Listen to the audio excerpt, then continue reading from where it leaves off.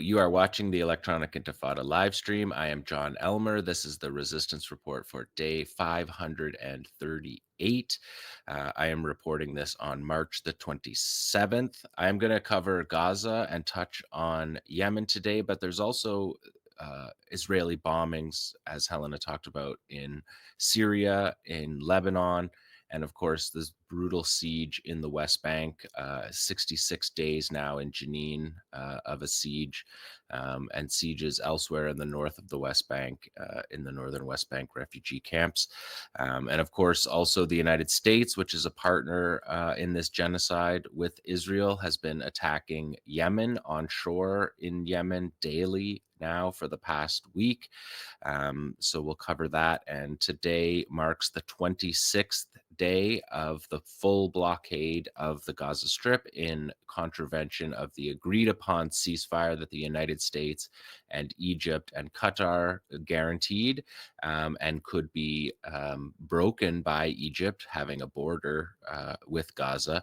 But this 26 days has blocked the agreed upon 600 trucks of aid a day, and that is food, medicine, building supplies, as well as 50 trucks a day of fuel. And the fuel is necessary for all kinds of core functionings in the Gaza Strip. So at this point, it totals now 15,000 trucks have been blocked with aid, and 1,300 fuel trucks that are desperately needed in Gaza. And during this period of time, the Israeli military has carried out, according to them, 430 airstrikes using helicopters and fighter jets, both supplied by the United States, as well as drones. They've killed more than 830 people, including 322 children, just in the past little more than a week since they full-on resumed the genocide. In Gaza, the United Nations Office for the Coordination of Humanitarian Affairs noted that there's 120,000 people displaced. And as Nora pointed out in her newscast, that number is even higher and it's going up every hour. That's been the tool that Israel has been using right now. And if we take a look at these maps, we can get a sense of where we are. The attacks have been from the north, in Beit Lahia and Beit Hanun, all the way to the south in Rafah and Tel Sultan in particular. The Israeli military has moved into the Netzarim corridor again, part of it. We'll get into that in a moment. But these troop movements are largely at this point they're not fighting battles on the ground. The resistance is not fighting the Israelis in ground war operations. The Israelis are moving through buffer zones that have already been established. Israeli army radio this week reported that, quote, Israeli soldiers were not given clear missions regarding the nature of their operations. They're not fighting, there's not shooting on the ground between the resistance and the Israeli military. We're watching massacres. It's just massacres, aerial massacres, and troop movements in the buffer zone as we speak up till now. This could, of course, change any day now, but these are massacres from the air and from the sea. They're using their navy to carry out these massacres, and there's really not much the resistance can do about those airstrikes, and that is the nature of Israel's air superiority. There's not a lot the resistance can do about it. And as for fighting in the buffer zones, it's not clear right now that the resistance is able or interested in that battle. If the Israeli military moves into built up areas, I think we'll see the resumption of war. But at this point, the resistance is very clear that it wants to continue the ceasefire. It wants negotiations. It wants a prisoner exchange. It wants an end to the war. It wants an end to the blockade. And all of those things are not at this moment assisted by the pretext of ground combat. And the Israelis, for their own part, are not in at this point doing that. A lot of this is for show. Netanyahu had to pass a budget, otherwise the government would collapse in Israel. He needed his more extreme right-wing elements to come back into the government to pass that budget, which happened this week. And those extreme coalition partners were very very upset about the Israeli military leaving the Netzarim corridor. They were crying about it and talking about the soldiers wasting their entire year and a half of the war.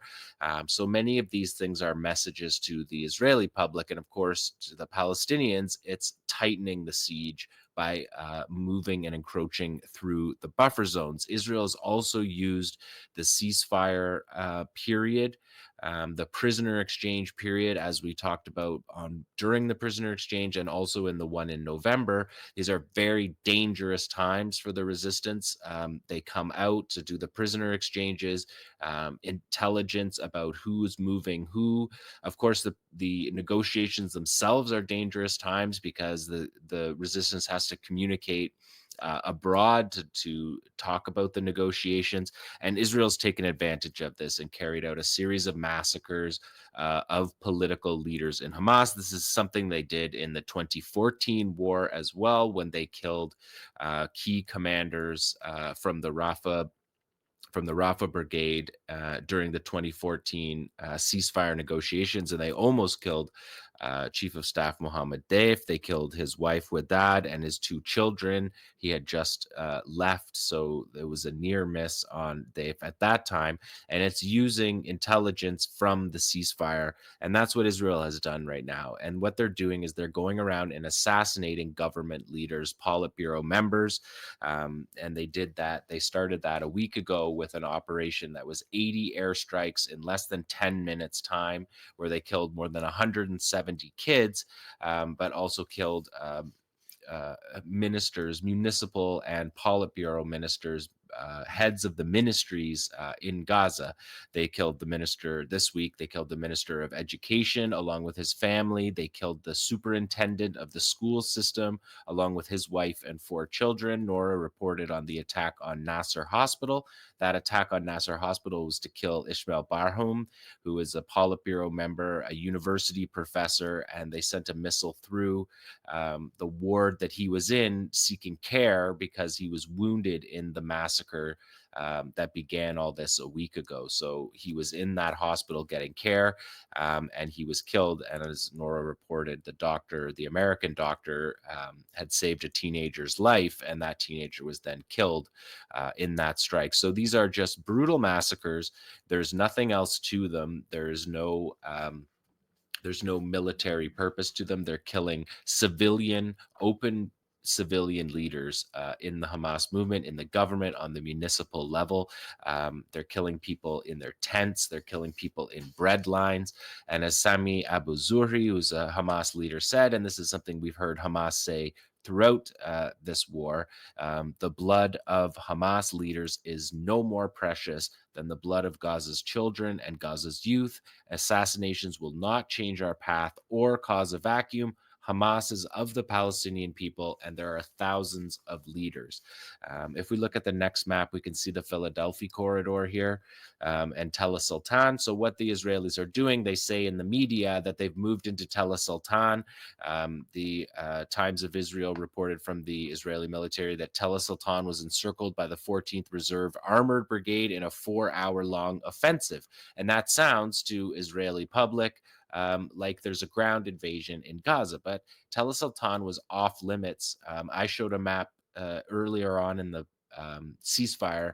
About 60% of Rafah was a no-go zone. It was a no-go zone that was shoot to kill, and many of the hundreds that were killed in Gaza during the early stages of the ceasefire were killed in Rafah, around the areas of the 60% of Rafah that was a no-go zone.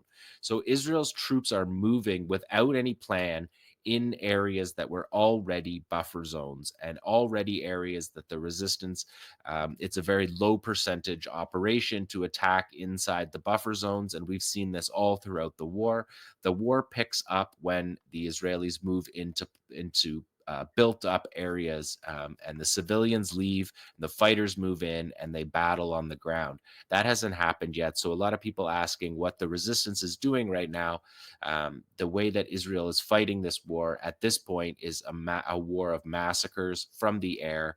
And there's very little. These advances that you hear about, the army is advancing, the Israeli military wants you to hear that they are advancing, but they're not really. They're moving into no-go zones that were already established buffer zones. So I just want to say that, of course, that could change at any moment. And there's more than 120,000 people pushed out of their homes at this point right now.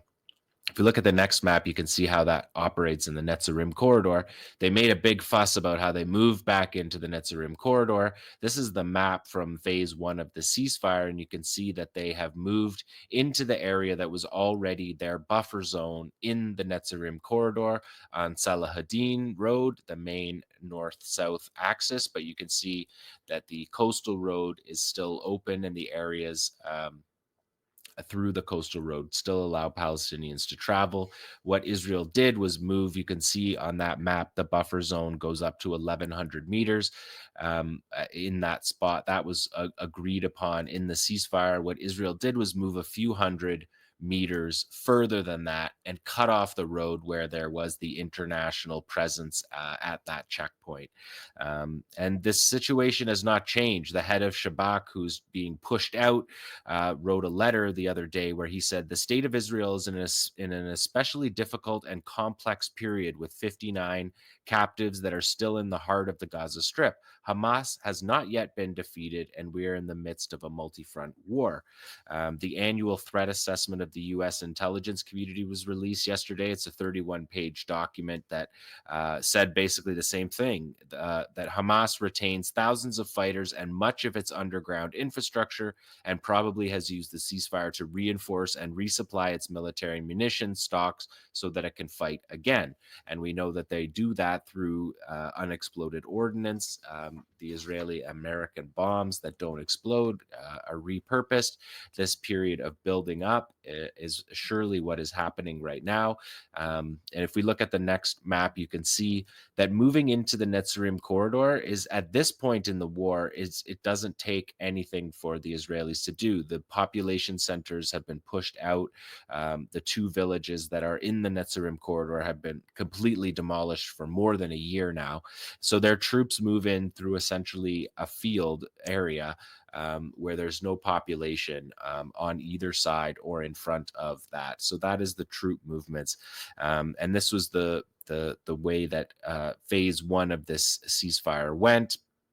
And just to recap ceasefire phase one, there was 33 Israeli captives released for 1,777 Palestinian prisoners, including 274 with life sentences, 296 with long sentences, and 1,000 that were captured from the Gaza Strip with no charges, who were tortured in prison camps in southern Israel. There was 71 female prisoners and 95 children prisoners released, as well as 41 from the Shalit deal. So phase two of the ceasefire is what is not happening right now. Negotiations by the U.S. envoy Steve Witkoff are all non-starters for Hamas. Witkoff says that Hamas has to leave, they have to disarm, and that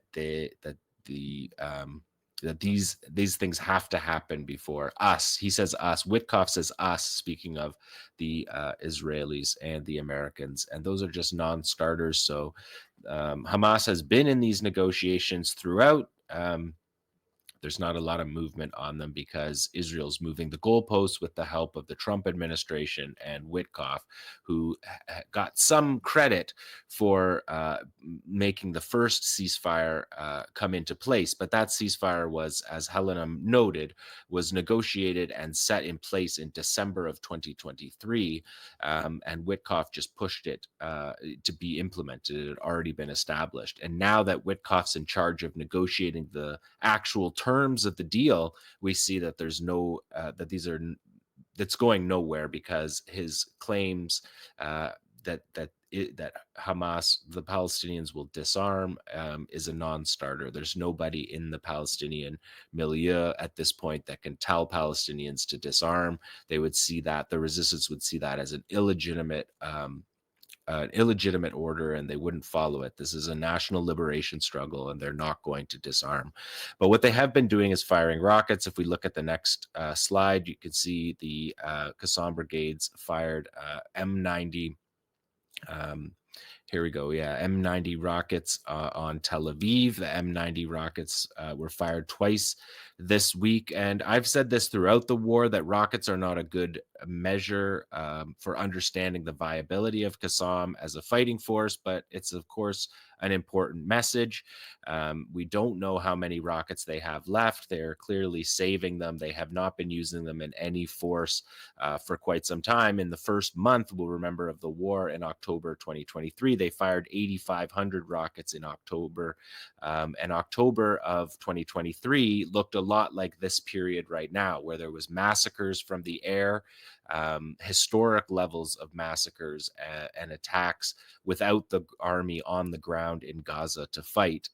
And so I think we're seeing some of that now. The increase of rocket fire. 𝐓𝐴 also has rocket capacity that they have been launching this week. And so far throughout the war, according to the Israeli military, there's been more than 13,000 rockets fired, which is far more than Israeli intelligence believed that they had. And Israel has dropped at least 55,000 bombs on Gaza with a 5% dud rate. So there's plenty of unexploded ordnance to develop the rockets going forward. Whether that happens at this point is unclear. If we look at 5B, Tamar, you can see this is the rocket that they're using. This is a video that was released in the first days of the war. It's a video for these rockets that were fired that you saw in the previous video that were launched this week at Tel Aviv. These are M90 rockets named after 𝐓𝐴 𝐐𝐿, who was a commander from Barej camp in the middle camps. And we showed fighters throughout the war saluting 𝐓𝐴 𝐐𝐿, who was a key 𝐤𝐿 leader, and we saw them in the Central Camps Brigade saluting him. You can see the size of the M90 rockets.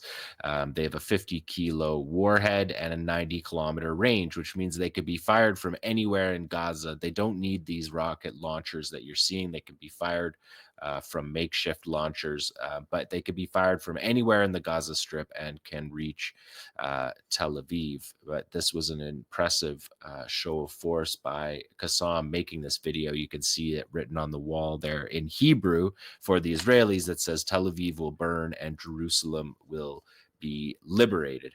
And so that's the M90 rockets. If we look at number 6, you could see the alerts on Tel Aviv that disrupted the airport and sent millions to the shelters this week.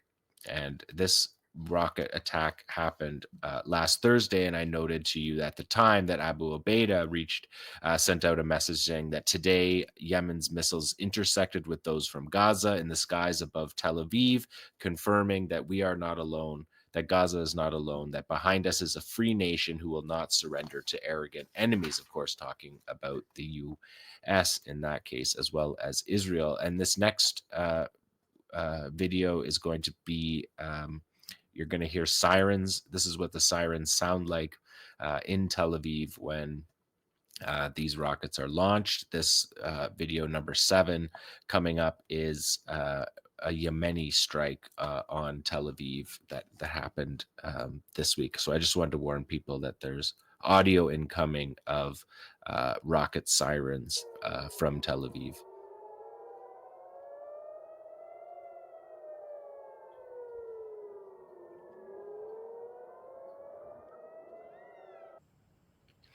So that's the Yemeni Palestine 2 ballistic missiles. That's after the intercept of them. The Arrow 3 hit that one and knocked it to pieces.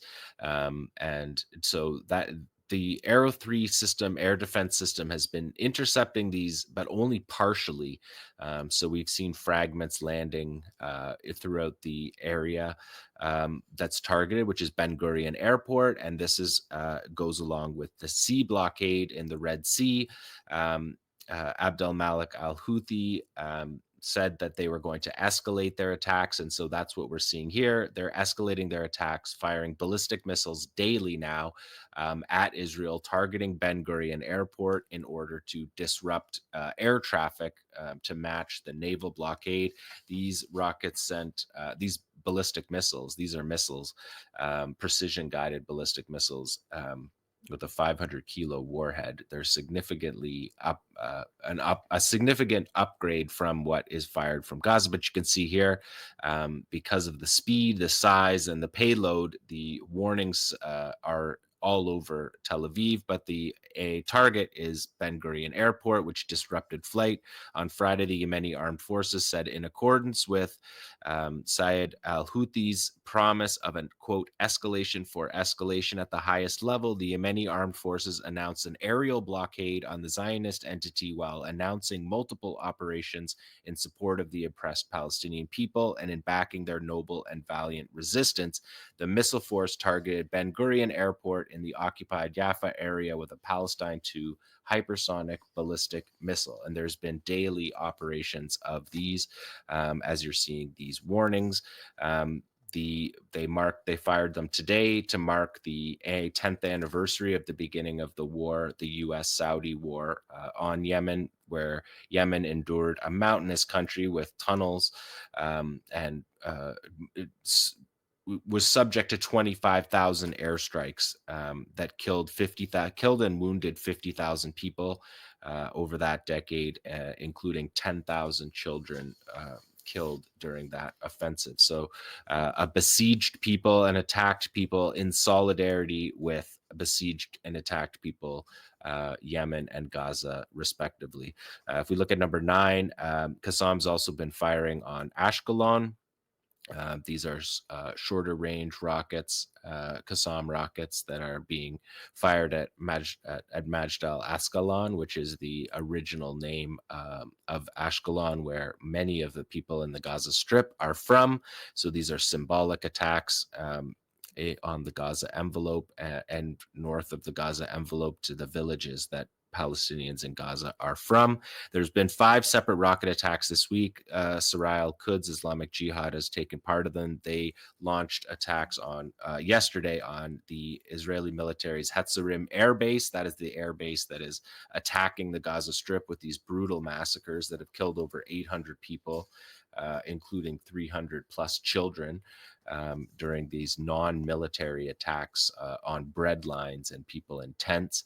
And if we look at the next slide, you can see the red alerts. These are red alerts that are sent to all Israeli phones, and this is what makes them run to their shelters. They're put out by 𝐓𝐡𝐞, but they're also hand in hand with the Israeli military that sends them out as well. These rockets that were fired, the Yemeni missile that was fired at Tel Aviv yesterday interrupted Netanyahu's speech, where he talked about the justification for the war in Gaza, and linked it to the demonstrations on the ground in Gaza, saying that proved that their war was going well. So then in the middle of that, he had to run to a shelter. I just want to show you something cynically here by the Israeli military. We don't usually show Israeli military videos out of principle, but we're going to show you one here, number 11.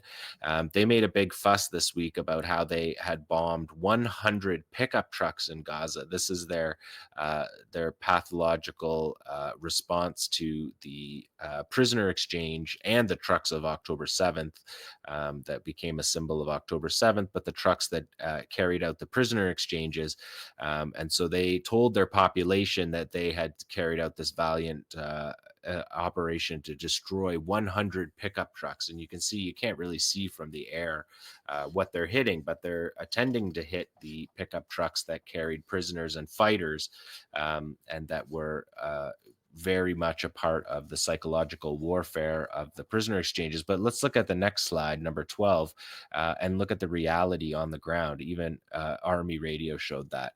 So these are not the trucks of October 7th. These are not the trucks of the prisoner exchange. These are 50-year-old pickup trucks that are people that have nothing to do with anything being bombed. But this is just, I just wanted to show you this just to show how cynical it is, because this entire thing is not a military, a war on a military. It's a war on civilians, which you can see in this final slide here from the Ministry of Health in Gaza, that you can see the number of murdered children.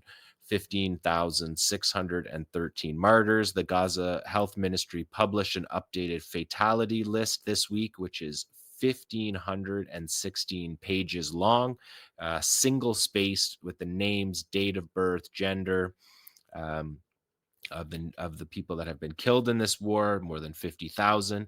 But 27 pages of this report were less than 1 year old, kids killed before their first birthday. 27 pages of single spaced lines, 270 babies killed, um, that were born during this war, among the 15,600 kids killed. So this is not a military confrontation. The resistance has no way to reach the Israeli plains, and at this point, they're reduced to, the war has been reduced to savage attacks on civilian populations. So that is the resistance report for this week. We will stay on top of this, of course, as we do every week. But for now, that is the resistance report.